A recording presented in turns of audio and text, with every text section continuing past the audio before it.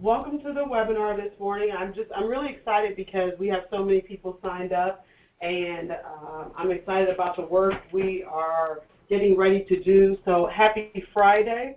We're going to stay right on task. What we're going to talk about today is we're going to go over the Ohio's PFS Initiative. I'm going to give you a little bit of background about the focus specifically on where we're going here in Ohio. Talk to you a little bit about the integration of SIF, give you some information about our PFS statewide and local teams, and talk a little bit about how we plan on moving forward and do some discussion and Q&A. So first of all, I want to let you know that Ohio's Partnership for Success. So we know we just had Ohio's Strategic Prevention Framework. So now they're calling it the Partnerships for Success. So it's a little play on the words. And so Ohio's PFS is really seeking to increase the access of high-need rural areas to evidence-based prevention services. And what we want to do is we want to build up our workforce capacity and prevention system infrastructure. So this grant is really, and this initiative is all about capacity building. So that is what we're focused on, is building an integrated public health infrastructure that really is going to help us to leverage our prevention resources a little bit more. Next slide. So our goals were given to us really by SAMHSA. In the past, when we had the SIF, we had an opportunity to select a little bit more specifically. But for Ohio's PFS goals, we are working on basically preventing and reducing the consequences of underage drinking for persons aged 12 to 20, and then also reducing prescription drug misuse and abuse among persons aged 12 to 25. And we're going to do all of this by enhancing our prevention infrastructure. So as you remember before, we focused on 18 to 25-year-olds.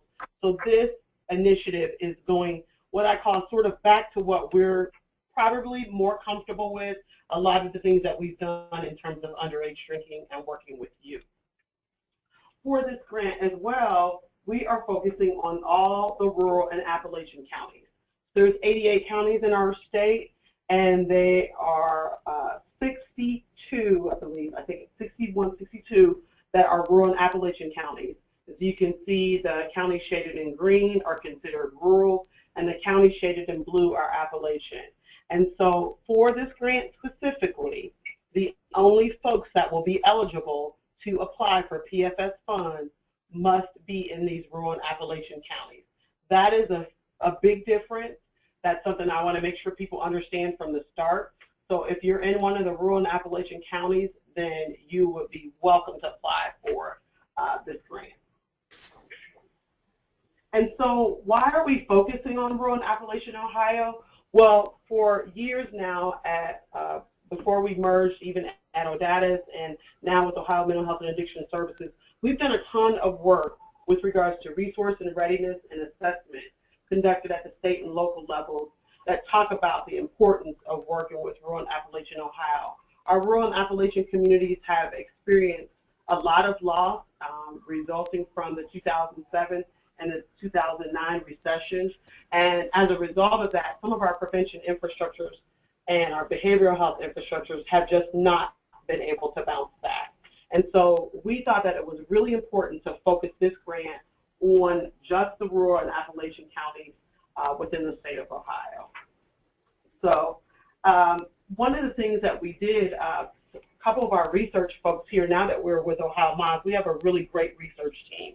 And so we have a number of research that's already been documented and in various journals that talks about how important it will be to build up our communities in our rural and Appalachian neighborhoods. So that is why we're focusing on this. This is why it's so important to us. It was also something I know our Deputy Tammy Collins mentioned, that the governor is very concerned about our rural and Appalachian communities as well. And so we just thought that this was a good time to go ahead and make this focus on this specific population. So as we're moving through this and we're focusing on rural Appalachian Ohio, I wanted to make the point that when we applied for the grant, we did it a little different. Most people don't start off right away letting people know that. So because we did that, I think SAMHSA was really impressed by the fact that we had some really strong data that showed that we had needs. So I just kind of wanted to say that because apparently this is something very different. Generally, when we apply for grants, SAMHSA is used to seeing different things from Ohio, and so I don't think anyone else right now is out there focusing specifically on the rural and Appalachian communities in their state. So as you can see, this, can you go back? It's the SPIF again, the Strategic Prevention Framework. Not sure if you can go back, Derek, but so the PFS is given to states that have successfully completed the SPIF. And so we weren't even able to apply for it until we had completed the SPIF process. So we completed the SPIF process at the end of last year, but the PFS is sort of a follow-up to that. And what that allows us to do is basically it allows our state to have more resources to infuse the SPIF again throughout our state. So, and the reason why is because the SPIF supports accountability, capacity, and effectiveness. So here it is again, the flower. Next slide. And we believe that the SPIF is really the model for Ohio's future for a couple of reasons. We know that the SPIF is a public health approach. We know that it's a strategic planning process, and we know that data is used to drive all of the decisions throughout this entire process. We understand that prevention is a continuum, and we know that if we reduce the risk factors and increase the protective factors, that we're going to be successful. In addition, we know also that the SPIF requires adoption of really known evidence-based practices. As mentioned before, the one thing that we probably know by now is that data is used to inform this entire process. The SPIF has really turned around our culture in our state in terms of how we look at data, in terms of how we interpret it, and how we utilize it to implement effective practices. So the SPIF is based on outcomes-based prevention. So we know that we're looking for solid changes and population-level changes in consumption and consequences. That's what we want for our state.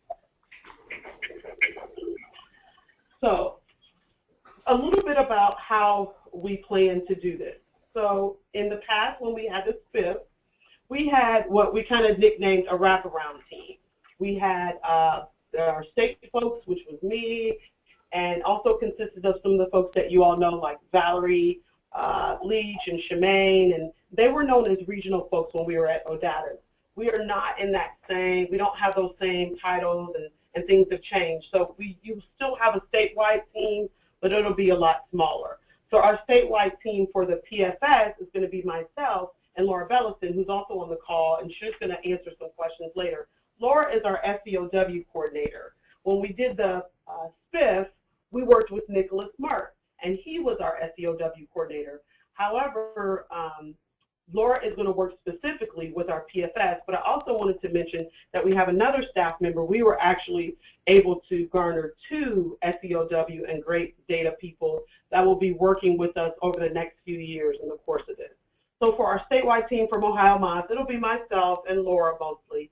And then for our evaluation team, we have Dr. Holly Raffel as our lead evaluator again. And she is going to be heading up our evaluation team with Pyre and University of Cincinnati as well. And so we referred to them last year as OSET. And then as in addition for SPIF, we also at the time utilized Global Insight. We will not be doing that for the PFS. We're going to utilize another model where we're going to utilize our prior SPIF 6 subrecipients as coaches. And so we've kind of got a new way that we're going to do. So our wraparound team will still consist of myself, the lead evaluation team, but we have a new evidence-based prevention hub at Prevention First in Cincinnati, Ohio. And Mary Haig leads that up, and there'll be other folks that will be coming on board to work with the Prevention Hub. This hub will serve as sort of our training and technical assistance hub. So all the things that will come out of there in terms of capacity building, all those types of things will come out of this hub. In addition, we have this great thing called Coaches Collaborative Corps. And so those folks are going to be Derek Longmire, who's on the call from Drug Free Action Alliance, Stacey Gibson, who's also on the call from Sandusky Prevention Partnership Coalition, as well as additional mentors and coaches. because what we decided was that one of the lessons learned from the SPIF was that people wanted to talk to each other a lot. The community felt like they needed to find out what they had in common, what challenges they had, and they felt that they learned best from each other. When we went through the SPIF, we were kind of building it as we went along, and that was a little tough to be able to allow people to kind of have that peer-to-peer learning, because everyone was on such a huge learning curve. Now that we've been through that, we've developed some tools, we have some experience, we have some lessons learned, we have some really good coaches that we think can really help throughout this PFS project. So our PFS Wraparound Team is going to be our EVP hub, our statewide team, our evaluation team, and then our coaches collaborative.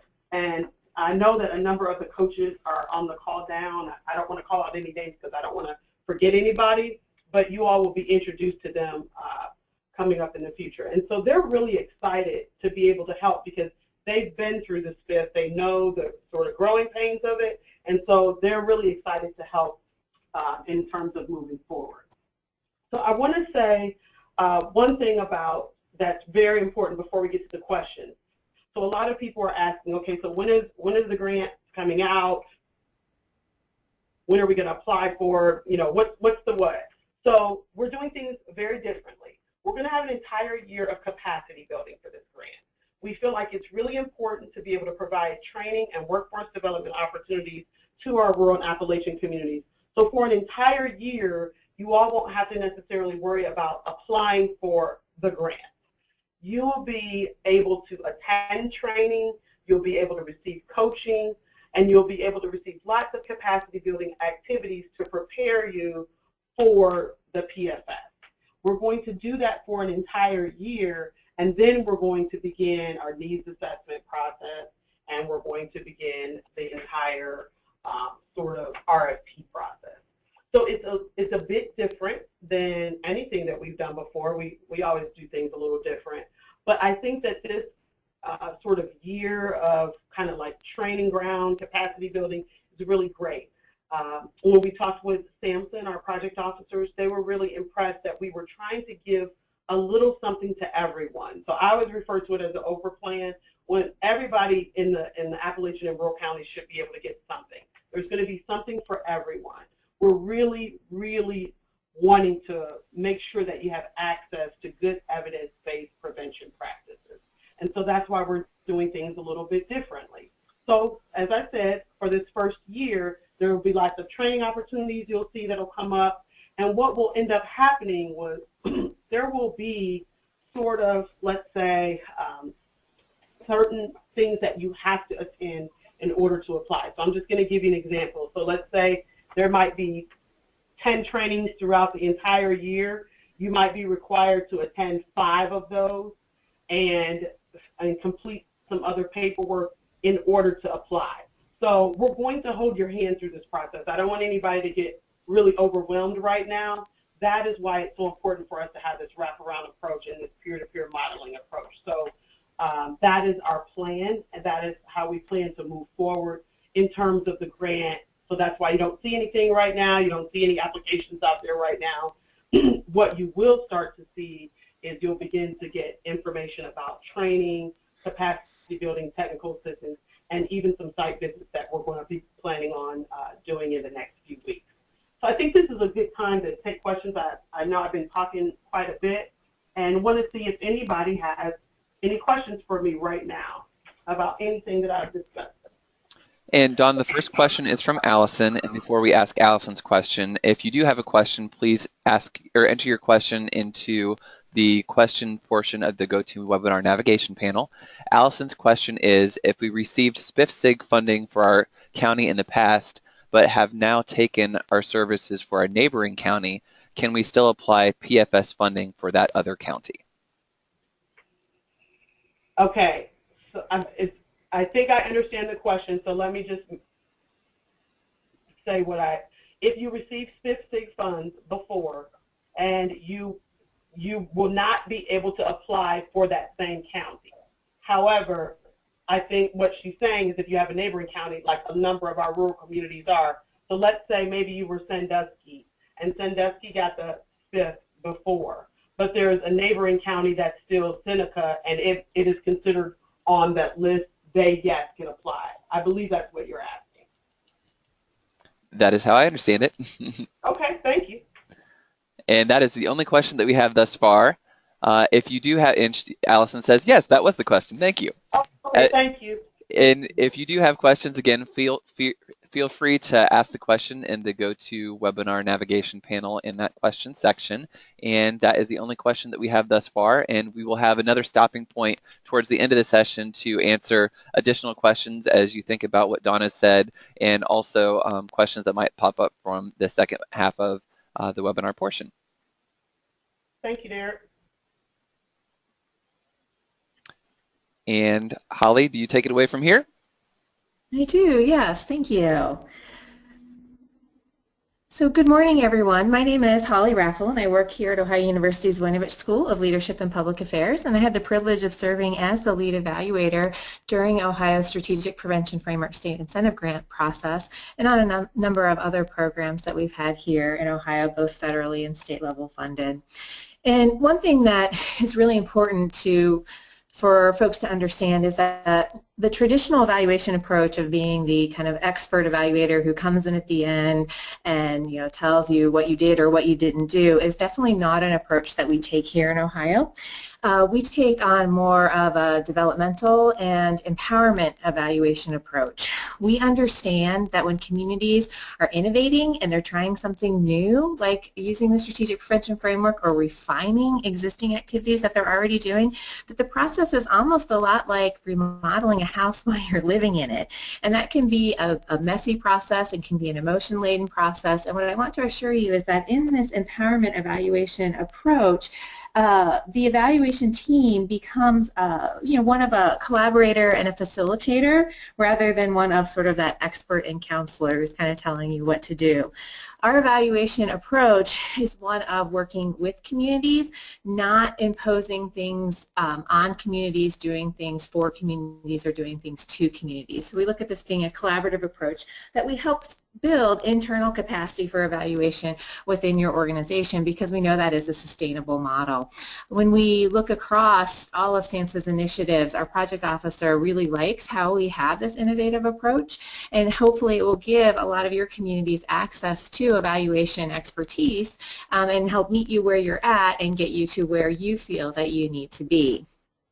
But one of the hats that I do wear is that in the guidance by SAMHSA, the lead evaluator is responsible for the federal reporting, and that's part of my contract with the Ohio Department of Mental Health and Addiction Services. And so with opportunity in the PFS, just like this is an amazing opportunity for your community to do a lot of evidence-based programming and make community level change, comes responsibility. And part of that responsibility is collecting the data that is required by the federal government. And the federal government needs this data to prove that their program is making community level change and state level change. And then when they roll all of that data in across all the communities across the United States, that we're making national level change. So one thing that we want to prepare all of our communities for is that you need to have some data infrastructure capacity, and that will be part of that application that you present. As part of the PFS, your community needs to show that it can collect community outcomes measures. For those of you who are familiar with SAMHSA-EASE or speak SAMHSA-EASE, it looks an awful lot like the NOMS or the National Outcome Measures. Basically, these are taking the national outcome measures that we usually get from the NUSDA or we might get from the YRBS survey, and we drill them down to the community of interest, that actual community that you're working with. So you need to be able to collect data. We are required to collect 3 underage drinking measures, 3 prescription drug measures, and we have to have that baseline data collected by September 30th, although there is a little bit of flex in that baseline data, and we'll talk about that with the Ohio Healthy Youth Environment Survey. So Derek, if you could go to the next slide, I'm going to talk a little bit about these federal reporting requirements. And SAMHSA came up with a great graphic, and so we need 6 measures reported for each subrecipient, and in SAMHSA-E, subrecipient is any community that is funded by Ohio MOS. So Ohio MOS would be the recipient, then the subrecipients will be all the communities who are funded. So if you look on the left-hand part of your slide, we need 3 underage drinking measures. You need 1 consumption measure, so that would be something like 30-day use, 1 consequence measure, so that could be something like DUI, and 1 intervening variable. So that is kind of that why here, why now. So that could be disapproval of alcohol use. We also need to be sure that one of the 3 measures is an exact or approved match to the PFS required outcome measure. So there are some language that's important. We know that there are many ways to ask 30-day use, but SAMHSA has one way that they really like it. So we'll work with communities to make sure that they can meet these federal reporting requirements. The other on the right-hand side is just exactly the same. We have prescription drug measures. Again, you need 1 consumption, 1 consequence, 1 intervening variable, and just one of the 3 needs to be an exact match. Now, this doesn't mean that we have to give all of our young people a survey with just 6 questions, because we know that there's many, many more things that go into the reporting and go into our decision making. So we know that statewide youth surveys or any type of community youth surveys often have more than 6 questions. But when we work with your individual communities and when you apply, you will need to be able to show that you have some way of meeting these federal reporting requirements. And so if you could go to the next slide, please. Again, for underage drinking measures, here are the measures that SAMHSA likes to see: 30-day use, 30-day binge. That's probably no surprise for some of you who've been in this field for a while. Our intervening variables, again, these are the ones that are the SAMHSA choices that they like to see: perception of parental and or peer disapproval, perceived risk or harm of use, and family communication around drug use. Also, there's consequence data. A lot of these are existing data that we can find in our community. We probably don't need to ask students this, but we can get this from other data sources: suspensions and expulsions that are substance abuse related, and then alcohol related traffic crashes, injuries, arrests, and ER visits, again, can come from local data sources. The consequence data is typically easier to find because, again, that exists at our hospitals, it exists at our schools, it exists with our law enforcement. But the only way that we can get to the heart of those consumption issues and those intervening variables is to ask the young people themselves. And similarly, if we look at the next slide, we have a setup for prescription drug measures.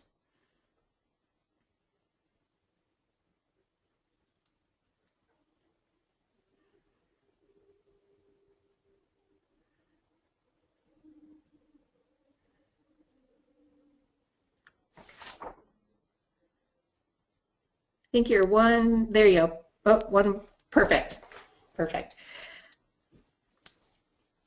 And we're a little bit ahead of where we need to be. Back. There we go. Okay, so if we look at our prescription drug measures, they're very similar to those underage drinking measures that we need to collect, and one of the good news that we're here to talk to you about on the call is that Ohio does have a way to help communities in collecting the mandatory data and meeting those federal reporting requirements, and that's the Ohio Healthy Youth Environment Survey, or the OHYES survey.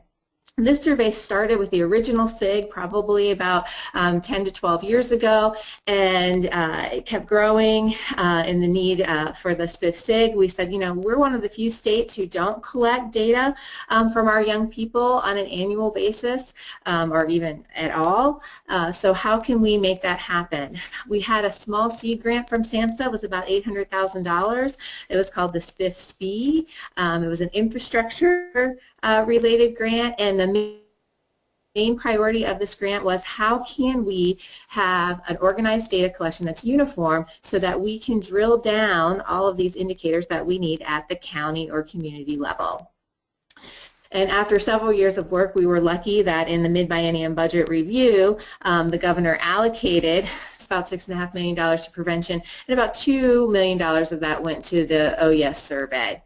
This group has worked together for a long time. They work together to get an instrument. They have all of the materials that are out, and we're at the point where schools are being actively recruited to this survey. The survey covers a wide variety of behaviors. So it's not just limited to alcohol and other drug use. It covers physical health, it covers mental health, it covers violence and safety, it covers academic connectedness, it covers relationships with parents. So this is just a survey that's really good for use in Ohio's communities. And if we take a look at the next slide, we can see that the questions on the surveys line with federal reporting requirements. So in the consumption, we see question 41 is our 30-day use, question 43 is our 30-day binge, and so forth with the intervening variables. Similarly, on the next slide, we can see for prescription drug measures. Again, we have 30-day use. SAMHSA likes to see past year use. We don't do that on the OHYES. We have lifetime use. That would be one that we would need to request an exception for from SAMHSA if that's of interest to your community. And again, those intervening variables are there. So if your community is not currently engaging in some type of surveying, and even if it is, we encourage you to look at the OHYES as a way to collect these data. Next slide, please. So the Ohio Healthy Youth Environment Survey is designed for all Ohio youth in grades 7 through 12. The district superintendents and the principals elect participation. So the way it's going now is that district superintendents are being invited to participate. They can either say yes or they can say no.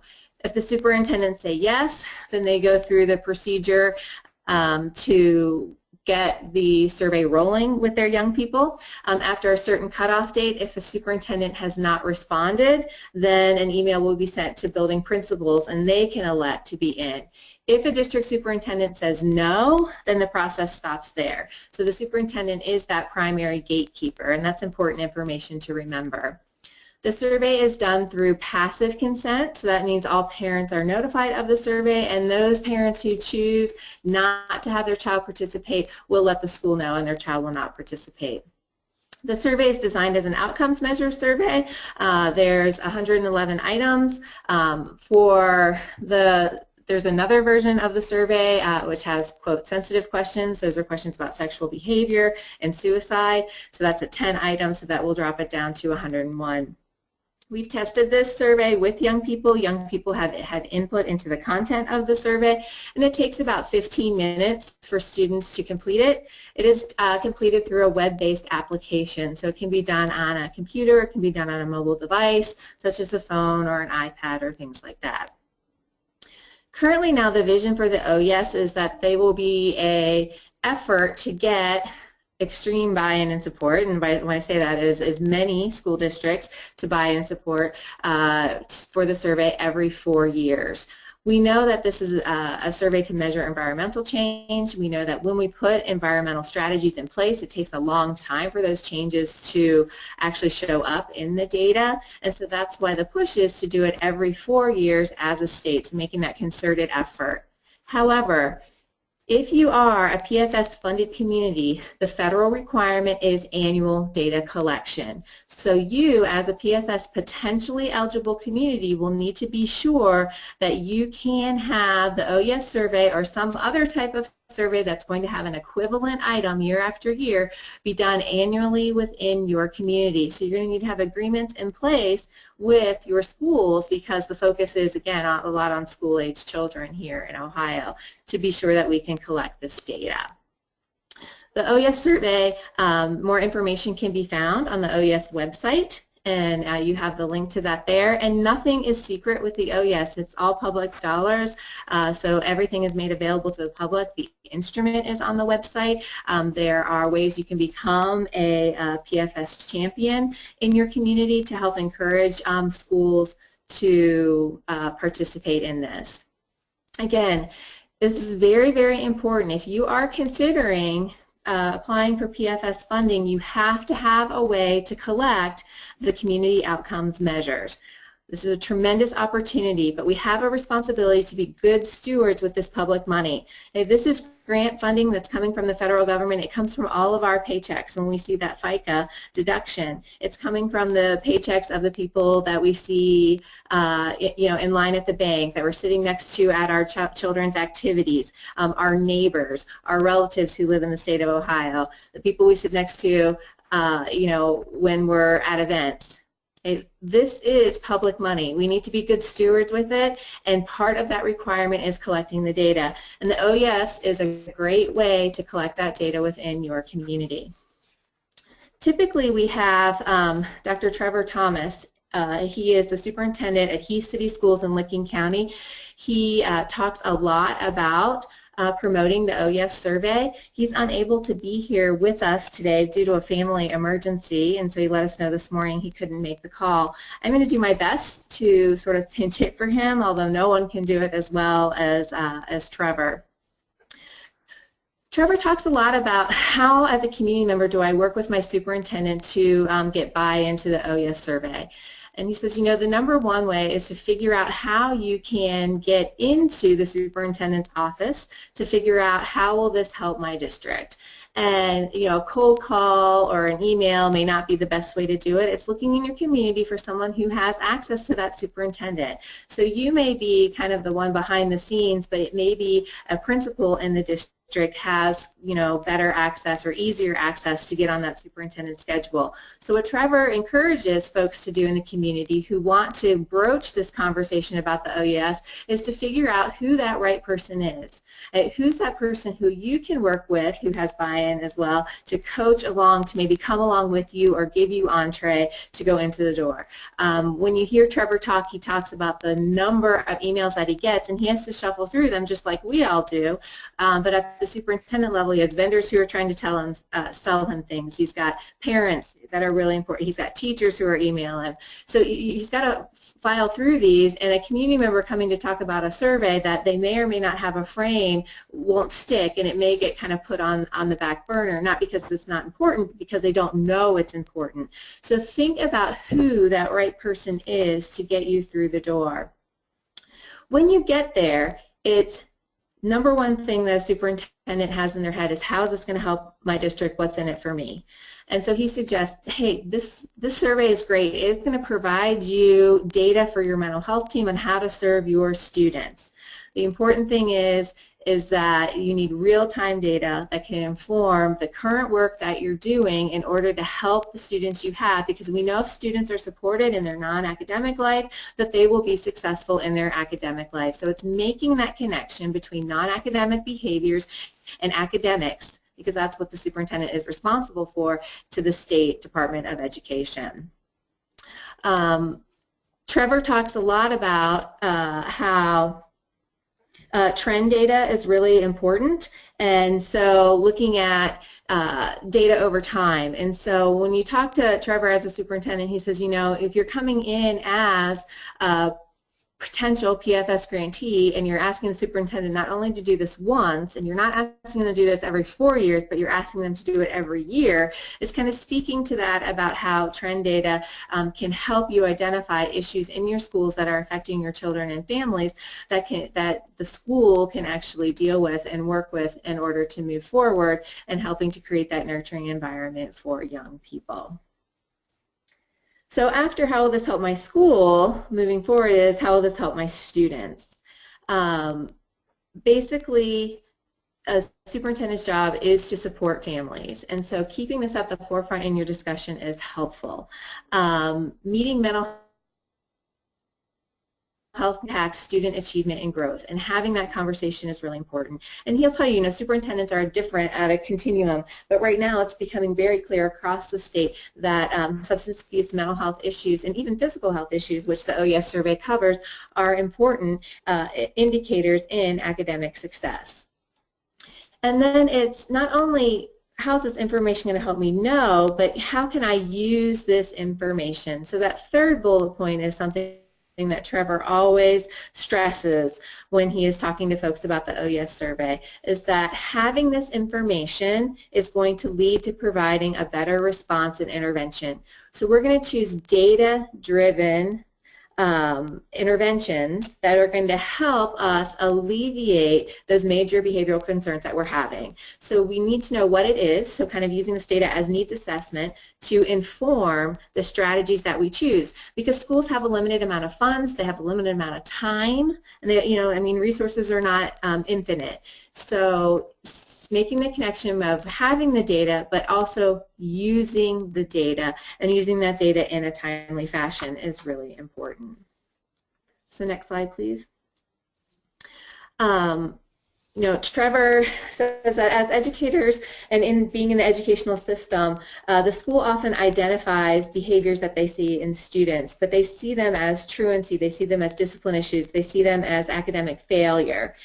And the survey will help identify the antecedents kind of on an environmental scale. And so people will know more globally what students are experiencing and then how to best support them. And he always gives this example. I have a student who's in the nurse's office. They're missing instruction all the time. What is going on? So at the individual level, we need to know what is going on in this child's life that is consistently making them present in the nurse's office for whatever reason. And we know that on the individual level, we can, make those course corrections in that individual student's life. But we get more bang for our buck if we are able to pinpoint what's going on globally in our students' lives, what's going on environmentally, and are there strategies that are good for all children in our district. And Trevor's a firm believer that the OHYES survey will help them have data to understand where are some strategies that we can maximize that are good for every single student in Heath City schools. Because once we know these areas, they can put supports in place and then make wise use of their funds. And Trevor gives the example. They realized that family issues surrounding substance abuse and mental health related issues, specifically in there where cutting was an issue they had, and also suicidal ideation. They applied for United Way funding to fund social workers or caseworkers in the school. They did not get that funding, but it was so important to the district that they actually found funding within the district to pay for the social workers to be in the schools, because they saw that the return on the investment was huge. Because having that prevention, having that piece, that care coordination, having that social worker there, that investment was preventing a lot of money being spent on the intervention and treatment side. And so it's having this data is the key to helping schools make decisions, and that's sustainability right there. Next slide, please. The final piece is that Trevor usually talks about is all schools in Ohio are required to have an emergency operation plan. Superintendents know this as their EOP. When Trevor first went to the emergency operations plan training, he thought, oh, this is going to be active shooter, and that's all we're going to hear about is active shooter. But then he realized that a lot of the emergencies are not necessarily these active shooter scenarios that we think about. They're those individual emergencies that occur that prevent our students from learning.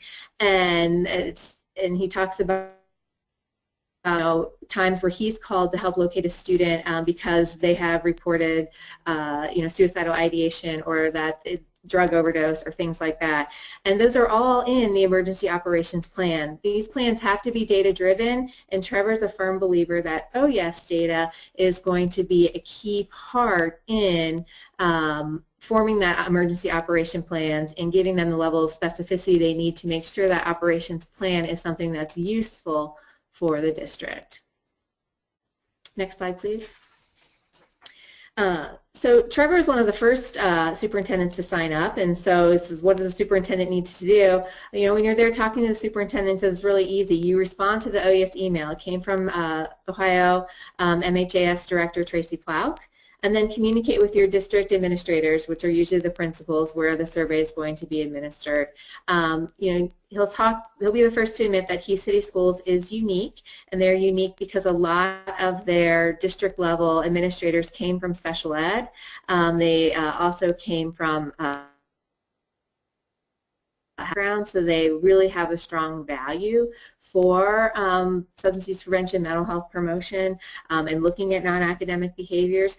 But it doesn't mean that other schools can't get there.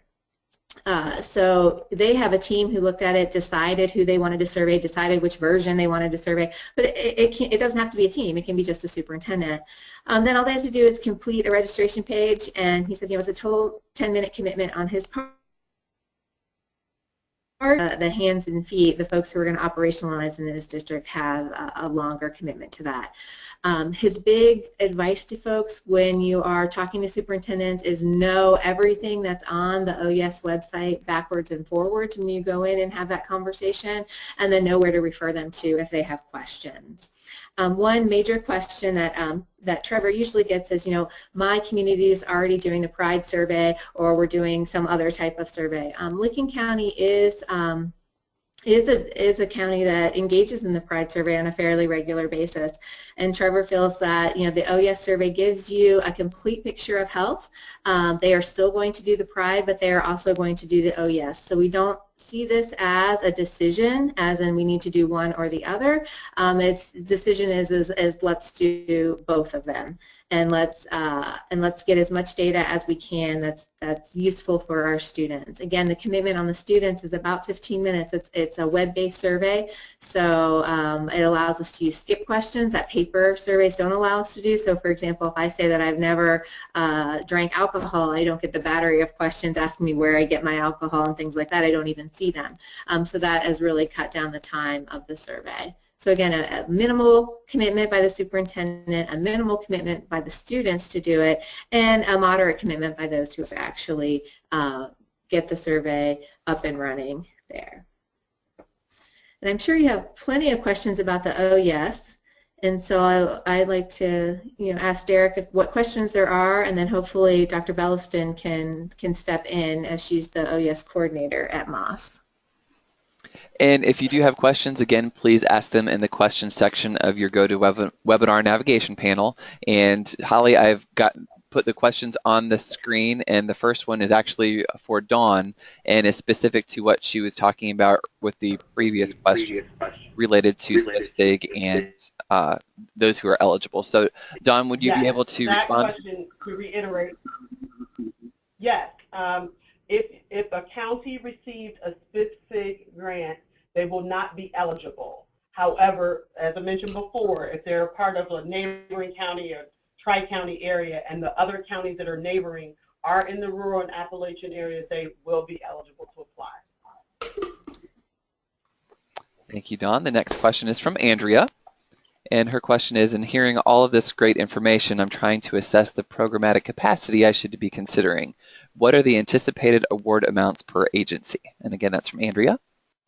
That I'm not exactly sure, Andrea. We're still trying to figure that out. We're trying to kind of take a look at the budget and see what kinds of things we can offer across the board. Since this is a little bit different and we're trying to give everyone a little something, this grant is definitely smaller than the SPIF. Folks got about, I think, somewhere about between $125,000 and $150,000 for the SPIF for each year, and it will definitely be less than $100,000. I mean, it will be much less than that, but we haven't figured out exactly because we kind of have to work with our budget to see how we can spread it around and see what kinds of things we can do early on so that maybe we won't have to take on, the communities won't have to take on so much of that. So we're still working on that. And this next question is from Brad related to data collection. Oh, I'm sorry, Laura, did you want to mention something or add something? Yeah, Derek, this is Laura. Thank you. I just wanted to add, oftentimes costs for communities will come in terms of evaluation or data collection, and that's one of the advantages of the Ohio Healthy Youth Environment Survey, is that it's entirely free to communities. And application, there's no cost for copying or mailing or any of those kinds of administration costs, and so that's especially an advantage to communities that have very little resources to start with. So that's one cost that would not need to be included in the evaluation part of the PFS grant, and we see that as a really huge benefit. So. Thank you, Laura. And the next question is related to data collection, and this one is from Brad. And for data collection, do you mean September 2015 or September 2016?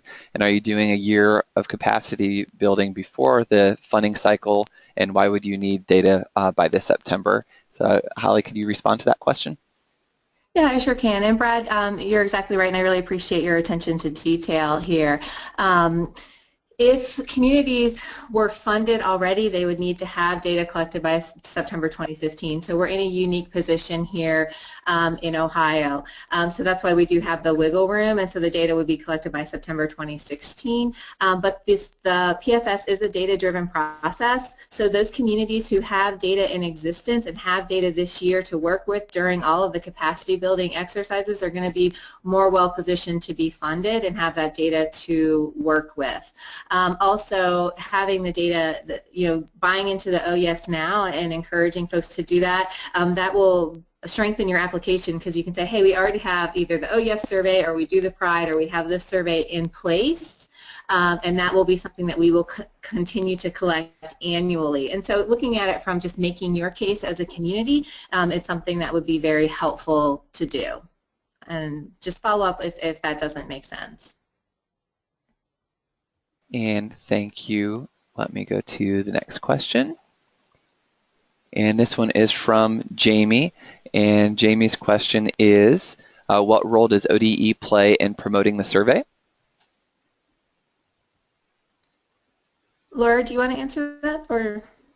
Sure. The Ohio Department of Education is a primary partner in the OHYES initiative, along with the Ohio Department of Health and of course the Ohio Department of Mental Health and Addiction Services. We also have a number of other state partners such as the Ohio National Guard and Ohio University, which Holly Raffel helped sit on was a main member of the committee to pull the survey together. In terms of communication in particular, Ohio Department of Mental Health and Addiction Services is leading that communication externally. However, the Department of Education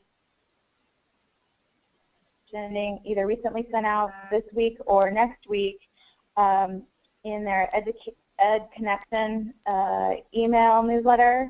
They should be sending out communication specifically about the OHYES, directing people towards the website so they can find out more information.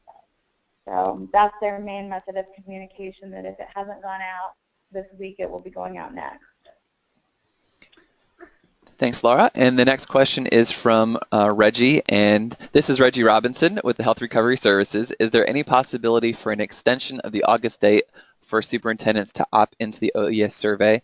Many of the school personnel are just getting back into the office in mid-August and are immediately swamped. Reggie, this is Laura again. Thank you for your question. The registration process has been set up. We talked to a number of superintendents, and most of them are in their offices during the summertime, albeit with some vacation time. And so because of our tight time frame, we're targeting survey administration in October and November, and we wanted to give superintendents, obviously, the primary opportunity to opt in or opt out their schools for participation.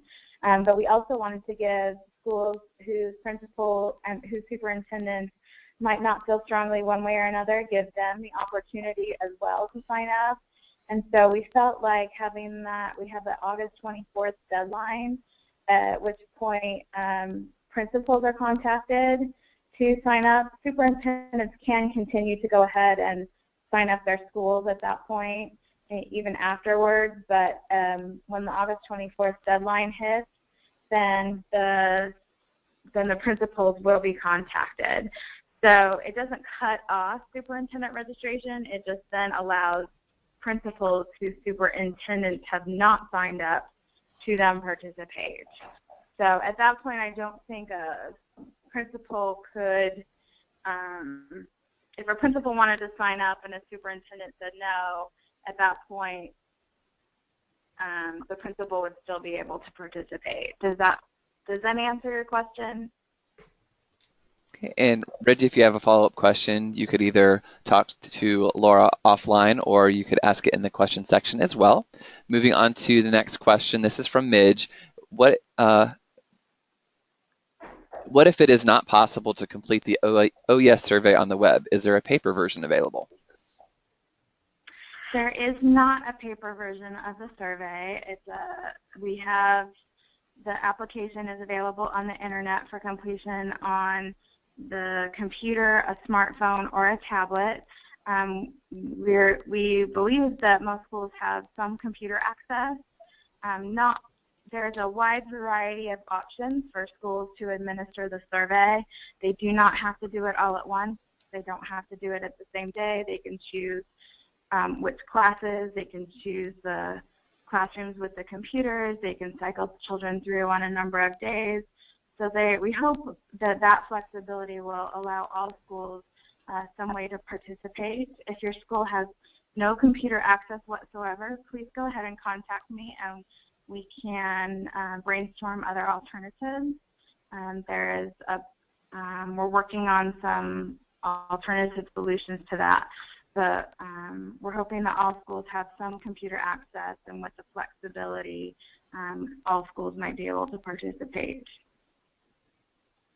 Thanks, Laura. The next question is from Tommy, and Tommy's question is, on the OHYES, in determining the root cause of a problem, will the evaluation team conduct statistical analysis by county and school, or will the analysis just be on a statewide basis? That's a great question. We are getting into looking at those, what analyses that we will be doing in the future right now, actually. We do have our policy is published on the internet that says that the state level data and the county level data will be available through the Network of Care, which is a site that is sponsored by our Department of Health as well. And so everyone will have access to those data. And so particularly we think community members might find that information helpful to them. The policy also states that districts will have access to district level data and schools will have access to school level data. Those data will be accessible by password on the Department of Health data warehouse. In terms of comparing districts and schools, we will not be, we don't have any planned analyses to do at this point comparing any districts or schools. These information are to be used to evaluate that individual's district or school's needs and to help meet those needs within that one particular community. We can, at the moment on the data warehouse, there aren't any planned statistical comparisons. We do plan on having available the percentages and numbers of students that answer a question a particular way, so a school or a district can find out what issues are most important to them in their district or community. And if I may, Tommy, also, it's really important to remember that schools should be partners in the initiative. And so if we look at this more as a coalition-based or a collaborative-based effort, getting that district or school data should be part of that conversation if there's school personnel on the team. So we don't look for this to be something, again, that prevention specialists or Adams boards are doing to a school or for a school. We look at it as we're doing with a school. And Trevor would say that it's really important to consider us as part of the table because that data sharing will take place if there's that relationship that's being built. And so that kind of goes back to the first question is why should we collect data this year? Because that gives you an opportunity to build that relationship with the schools that's going to really create an environment where that intervention is going to make a difference and is going to be sustainable. Thanks, Holly. And the next question is from Penny. And as an Adam board with many counties, can we apply for each county? Yes. Overwhelmingly, yes. The short answer from Dawn is absolutely. Yes. Okay, well, yes is good enough. Oh, yes. The next question is from Allison. And does the OHYES survey include the 4 core measures? Allison, if you're talking about the Absolutely. drug-free, yeah, communities, yes, it does. Another nice yes. Who is eligible to apply for PFS grant? From Jennifer. Jennifer? The eligible folks to apply for the PFS grant must reside in rural and Appalachian counties in Ohio. It doesn't have to be the ATOM board. It could be a provider agency. Thanks, Dawn. Thanks, Dawn. And the next question is from Stacy, and she wasn't really sure with the quality or validity of verbiage, but just in general, if counties are unable to get buy-in from a local superintendent, how will that impact the overall success of or the quality of the data collected in the community?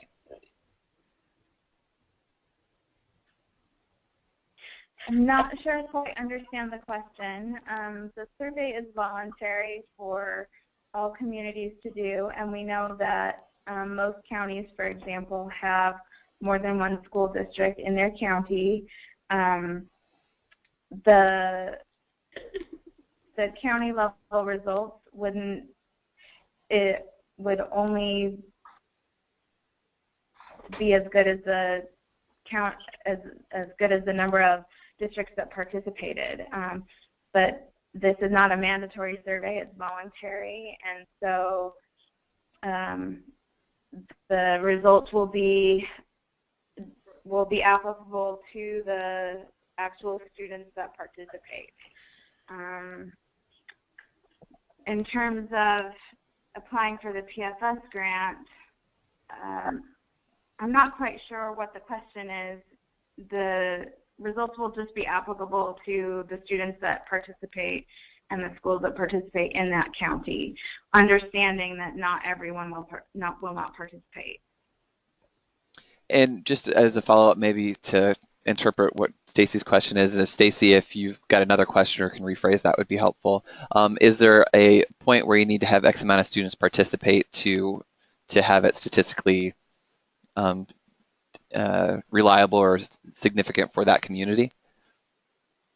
We do ask that for all schools that choose to participate, that you collect a minimum of 40% of students in each grade that you survey. We're asking that you start with grades 7 and 11.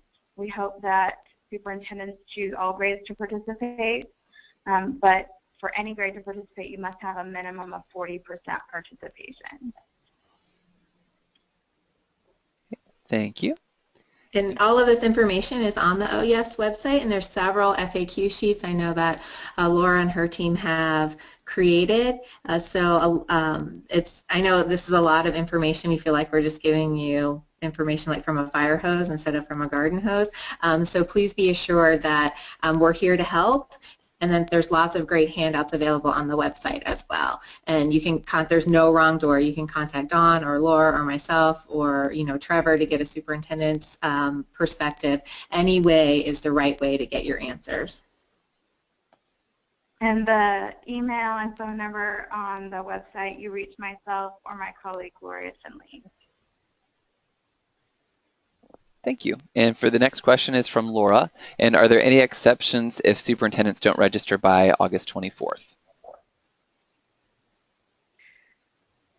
Well, superintendents can still continue to register after August 24th. It's just that principals will be contacted beginning August 24th as well if their superintendent did not decline. If for some reason a superintendent says no one changes their mind, we'll be happy to reconsider and make them eligible to participate. All you have to do is contact us. So we don't want anybody who wants to participate can, unless their superintendent has said no. So I hope that helps. Perfect. Thank you. And the next question is from Midge. Will there be a fee if the OHYES survey is done annually? There is no fee. The OHYES is completely free. Yay! Everybody loves free. That we as a combined state agencies can provide that to our communities. Excellent. Thank you. And the next question is from Mirka. If we already have local youth data, can we schedule the OHYES survey in spring 2016, or do we need to get the survey completed in 2015? Okay, there's a couple of different answers for this. The OHYES can be available during the entire school year. We are doing a push right now to collect data in October and November. Schools that need an alternative administration schedule can contact us to make arrangements to do that. I'm going to let Dr. Raffel talk about, though, how that timing might impact the PFS applications or grants. They're separate but related pieces of work. Right, and that's good, and it gets kind of confusing and intertwined there. What we need to do is probably, Marka, is see what data you have and what you're collecting and see how it matches to not only the questions on the OHYES, but also the federal required questions, and see if we can get a good match. And so if we can get a good match, we're going to, because you have to have exact matched questions that are collected annually, so even if one word is off, that's not considered an annual collection. So in those cases, so if you're thinking, well, we've already collected data this year, can we wait? If you are a PFS eligible community and we need to use these data as part of your PFS project, it would be great if you could reach out to Dawn or Laura or myself or all three of us so we can take a look at what you have and how it matches up and what's the best way to move forward for your individual community. We want to be helpful, and I'm sorry that the answer is it depends, but it really does. It depends on the data that you have and how it matches up. Thank you. And due to time, we will just take 2 more questions. And for those of you that have to leave, since it is now slightly after 11 o'clock, just as a reminder, the recording session will be available once we have our IT people upload that to YouTube, and I will send that out along with a link to the PowerPoint slides as well, so you'll have that information to share with the other community members that you have. The next question is from Jennifer, and her question is, there are many school districts located near county lines, so their students are from multiple counties. Are the survey results attributed to each of those counties? The survey results will be attributable to the county that that district is assigned to in the Department of Education's database. The students will not be split by separate counties. Okay. Thank you. And you answered that question too quickly because I'm still trying to type this next one in. And the final question is from Laura, and her question is, should all schools in a county be doing the survey at the same time or at the same time frame for the best county results? Ideally, that would be absolutely wonderful. However, in order to encourage school participation and to, we know that schools each have their own obligations and requirements and plans. So we want to make this flexible for each school so that they can make participation as easy as possible. So while that would be ideal and we would encourage that, we won't impose any restrictions on schools. We're just asking that, if possible, they complete the surveys between October and November this year. And as a short of time frame as is reasonable. Well, a couple days to a week is better than over the entire 2-month period, for example. But again, and if a school wants to get an entire grade done, it might take them longer than a school that might be doing, a smaller percentage of their students. Okay. Thank you, Laura, and thank you, Laura, for your question, and to everyone else who asked questions. We have reached the end of our time today. For those of you who have additional questions or would like additional information, please feel free to contact the Project Director and Prevention Services Director for PFS, Dawn Thomas. Her information is dawn.thomas@mha.ohio.gov. You can also reach her at area code 614-644-8327. Thank you all for joining us today, and once again, a link to the session will be available along with the PowerPoint slides for your communities to share. And for additional information or further questions, please reach out to Dawn, and she'll be most happy to assist you. Thank you also to our presenters today, Dawn, Holly, and Laura, for their great information, and we look forward to seeing you all soon. Have a wonderful weekend, all.